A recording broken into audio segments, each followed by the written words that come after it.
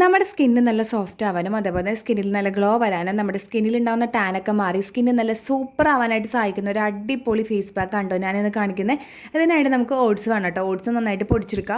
Oats ചെറുതാക്കിയിട്ട് ചൂടാക്കി കഴിഞ്ഞാൽ നന്നായിട്ട് പൊടിച്ചിട്ടു കേട്ടോ. അപ്പോൾ ഇത് ഈ ഒരു പരുവത്തിലാക്കി പൊടിച്ചെടുക്കുക.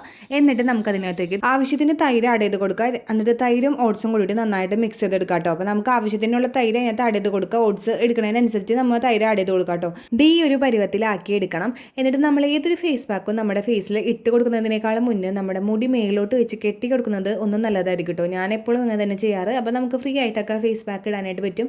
അപ്പോൾ നന്നായിട്ട് ഇളക്കി കൊടുത്തിട്ട് നമ്മുടെ ഫേസ് പാക്ക് നമ്മുടെ ഫേസിൽ ഇട്ട് കൊടുക്കുക കേട്ടോ. അപ്പോൾ ഈ ഫേസ് പാക്കിൽ ഒരു ചെറിയൊരു സ്ക്രബിങ് എഫക്റ്റ് ഉണ്ട്. കാരണം ഇത് നന്നായിട്ട് പൊടിഞ്ഞിട്ടൊന്നുമില്ലല്ലോ ഓട്സ്. അപ്പോൾ ഇത് ജസ്റ്റ് ഇത് സ്ക്രബ്ബറായിട്ട് യൂസ് ചെയ്യാം കേട്ടോ. അപ്പോൾ ഞാൻ ഫേസിലും നെക്കിലാണ് ഇട്ട് കൊടുത്തത്. എന്നിട്ട് ഞാൻ ജസ്റ്റ് സ്ക്രബ് ചെയ്ത് കൊടുക്കുന്നുണ്ട്.